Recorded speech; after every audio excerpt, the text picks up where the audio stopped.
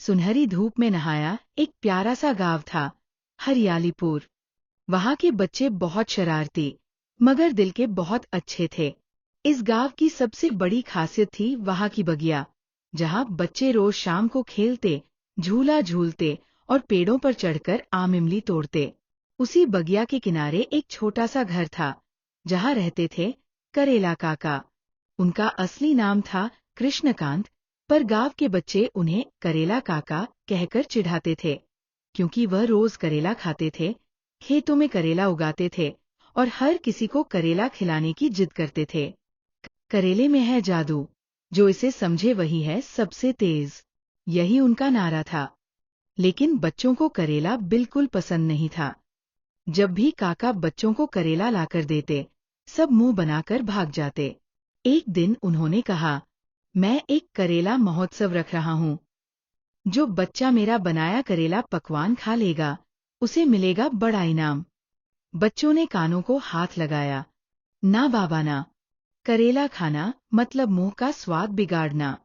पर एक बच्चा था, नीलू, जो थोड़ा शांत, थोड़ा जिज्ञासु और बहुत समझदार था।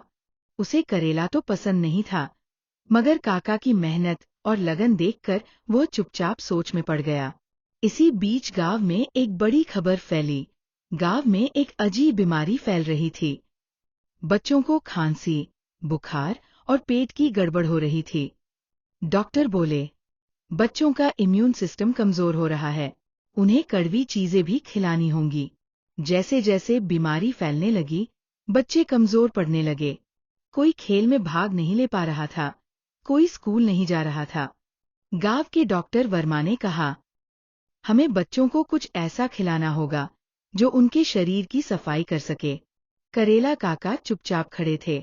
उन्होंने धीरे से कहा, मैं बरसों से कह रहा हूँ, करेला ही सबसे बड़ा रक्षक है।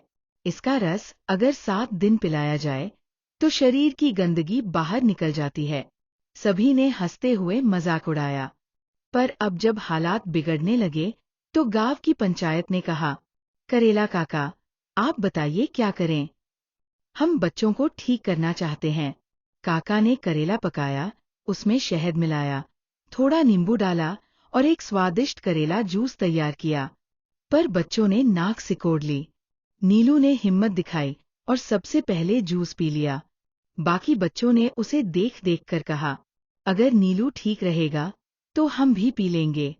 नीलू की तबीयत ठीक होने लगी। वह अगले दिन मैदान में खेलने आया। उसका चेहरा खिला हुआ था। वाह, मुझे तो अच्छा लगने लगा ये करेला जूस, नीलू हंसते हुए बोला। धीरे धीरे बाकी बच्चों ने भी पीना शुरू कर दिया। और फिर एक दिन, गांव में जो बीमारी फैल रही थी, वह धीरे धीरे कम होने लगी। डॉक्टर वर्मा ने गांव को धन्यवाद दिया और कहा, ये करेला नहीं, जीवन का अमृत है, और करेला काका इसके सच्चे पहरेदार। अब गांव के बच्चे रोज करेला काका के पास जाते। काका ने करेला पकाने की कई रेसिपी सिखाई, करेला चिप्स, करेला पराठा, करेला रोल्स। गांव में एक बड़ा आयोजन हुआ, करेला महोत्सव। बच्चों ने स्टॉल लगाए, करेला डिश बनाई और दूर दूर से लोग इसे देखने आए। अब वो ही बच्चे जो करेला देखकर मुंह बनाते थे, अब करेला चॉकलेट और करेला कुल्फी बेच रहे थे। सीख, जो चीज आज कड़वी लगे, वो कल जीवन की सबसे बड़ी मिठास बन सकती है। बस उसे समझने और अपनाने की हिम्मत चाहिए। हमारी वीडियो पर लाइक, कमेंट, शेयर और सब्सक्राइब जरूर करें।